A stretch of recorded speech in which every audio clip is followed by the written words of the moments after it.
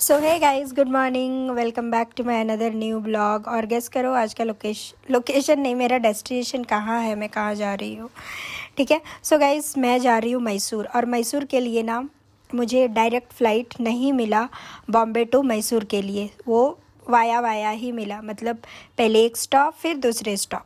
तो फाइनली मेरी जो टिकट बुक हुई थी वो पहले मुझे हैदराबाद जाना था, देन हैदराबाद के बाद फिर मुझे जाना था मैसूर। ठीक है, कनेक्टिंग फ़्लाइट मिली मुझे। आने के टाइम पे भी सेम वैसा ही है, बिकॉज़ मैसूर का जो एयरपोर्ट है इट इज़ वेरी बहुत ज़्यादा छोटा है। मैंने देखा, स्पेशली जब मैं आई उतरी, हार्डली एक दो फ्लाइट्स आते हैं, बहुत ही छोटा है। और मैं घर से निकल गई थी 6 बजे, सॉरी 6 बजे नहीं, 3 बजे, 3:30 4 बजे, सॉरी 6 बजे तक तो मैं एयरपोर्ट में पहुंच गई थी। अब इतनी जल्दी पहुंच गई थी, करूँ तो करूँ क्या। और मेरा था गेट नंबर 9। अब गेट नंबर 9 था तो वहाँ पे मैंने सोचा कि कैफ़े है। कैफ़े में जैसे ही मैं एंट्री मारती हूँ, अब इन सीसीटी के बच्चों को मैंने ही ट्रेनिंग करा के रखा हुआ था। अब बच्चे मुझे देख के बोलते, अरे मैम आप आओ बैठो। अब उन लोगों से मिली, थोड़ा बहुत बातें किया, एंड देन फिर फाइनली मेरी टाइम हो जाती है। तो क्योंकि बोर्डिंग स्टार्ट हो जाता है तो फिर मैं निकल जाती हूँ। और बस में भी मेरे को मुझे विंडो वाली सीट ना भाई बहुत ही ज़्यादा पसंद है। और मैं जाके बैठ जाती हूँ विंडो वाली सीट में। और ये व्यू सुबह सुबह, पता नहीं 7 साढ़े 7 बजे तक तो मैं नॉर्मली घर पे 6 बजे हाँ 6 बजे उठती हूँ। पर इस तरीके का सूरज का उगते हुए देखना तो नहीं मिलता है, क्योंकि फिर घर पे उठ के मैं खाना वाना बनाना, घर से निकलते में 8 बज जाता है। तब तक से सारी चीज़ें मतलब सूरज निकल के बहुत ज़्यादा लेट हो गया रहता है। एंड फाइनली इतनी ज़्यादा ठंडी लग रही थी तो फिर मैंने क्या किया, हुडी का कैप लगा लिया। बोली भाई बहुत ही ज़्यादा ठंडी लग रही है, सुबह सुबह तो इतनी भी ज़्यादा ठंडी लग रही थी। अब मैं सोची कि चलो अभी 2 घंटा तो ये फ़्लाइट चलेगा, अभी 2 घंटे तक आराम से थोड़ा सा सोती हूँ। पर मेरी आँख लगी ही थी, तब तक से आ गई वो एयर होस्टेस, मिस कुमारी आके बोल रही थी। फिर मैं उठ गई, फिर वो मेरे लिए वो जूस और सैंडविच लेके आई थी। जूस तो मैंने पी लिया पर वो खाने का मन नहीं था मुझे, बोली बाद में खाती हूँ। फिर मैंने उसको बैग में रख लिया, बोली अभी उतर के वहाँ पे एनीवे मुझे वेट करना था, क्योंकि फ़्लाइट की लैंडिंग जो थी मेरी हैदराबाद में, मैं 9 बजे तक उतर गई थी। 9:30 तक तो ऑलमोस्ट 9:15 तक उतर ही गई थी।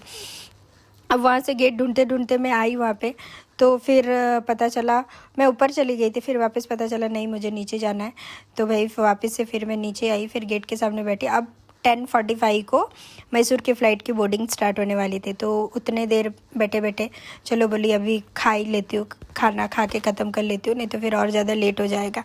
एंड भूखे में रहती हूँ ना तो मुझे थोड़ा अजीब सा लगता है। तो इसके लिए मैं वहाँ पे भी खिड़की के सामने ही, डोर के सामने ही बैठी हुई थी। तो ये फ़्लाइट देखते देखते फिर खाना ख़त्म किया, एक दो रील ख़त्म हो गए। उसके बाद फिर मेरे को नींद तो आ रही थी, बहुत ज़्यादा नींद आ रही थी, क्योंकि मेरी अगर एक दिन की नींद ख़राब होती है ना तो नेक्स्ट 2 डेज मुझे लगते हैं उस चीज़ को सुधारने में। तो फिर वह फ़ोन की चार्जिंग भी ख़त्म हो रही थी, दैन फिर फ़ोन भी चार्ज कर लिया, बोली बाद में मुझे प्रॉब्लम नहीं चाहिए। उसके बाद फाइनली बोर्डिंग स्टार्ट होती है, एंड देन फिर हम चल पड़ते हैं मैसूर की फ़्लाइट के लिए।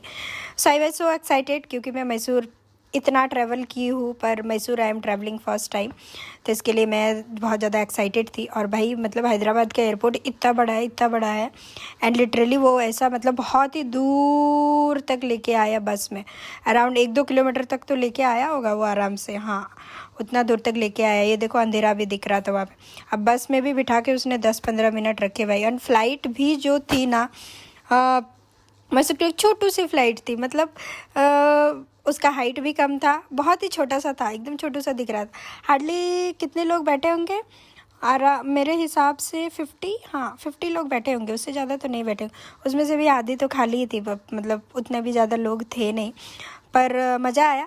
और थोड़ा सा ओल्ड जैसा लग रहा था, क्योंकि उसका जो बाहर ये रहता है ना, नॉर्मली ये सब फ़्लाइट्स में दिखता नहीं है, पर उसमें वो घूम रहा था तो वो पूरा दिख रहा था। और इसमें 2 ही सीट थे, नहीं तो यूजुअली 3-3 होते हैं, पर इसमें 2 ही थे। अब इसमें भी मुझे विंडो सीट नहीं मिला था, पर मैं देखी भाई खाली है वो वाली विंडो सीट वाली, मैं जाके वहाँ पे जाके बैठ गई। मैं बोली जाती हूँ वहाँ पे जाके बैठती हूँ और आराम से सोती हूँ। और कैसा विंडो सीट से नज़ारा भी देखने को मिलता है ना, और दिन का टाइम था और मुझे इतनी ज़्यादा नींद आ रही थी।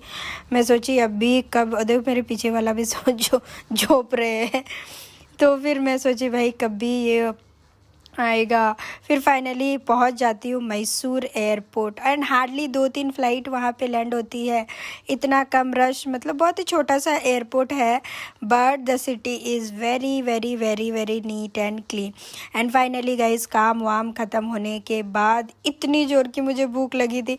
मैंने होटल वाले को बोला भैया क्या है आपके पास, थाली वगैरह है? बोला नहीं, अभी के टाइम पे वो सब चीज़ें नहीं मिलेगी। तो फिर उसने बोला मैडम दाल खिचड़ी मिलेगा। अरे दाल खिचड़ी के साथ और क्या मिलेगा? सो गाइज़ मैंने अभी किसी तरीके से उतना खिचड़ी ख़त्म किया। फाइनली मेरे से नहीं हो रहा था, बट स्टिल इत्तू सा बच गया, क्योंकि नहीं हुआ मेरे से, बहुत ज़्यादा हो गया और बहुत ज़्यादा भूख भी लगी हुई थी, तो मैंने खा लिया। अब सुबह के 3 बजे उठी हूँ, फ़्लाइट में क्या ही सोऊंगी, सोई उसी तरीके से, पर नींद तो होता नहीं है, तो जल्दी सो जाती हूँ। कल से रूटीन अपना फॉलो करना है, तो इसके लिए बाय बाय। आज के ब्लॉग को यहीं एंड करती हूँ।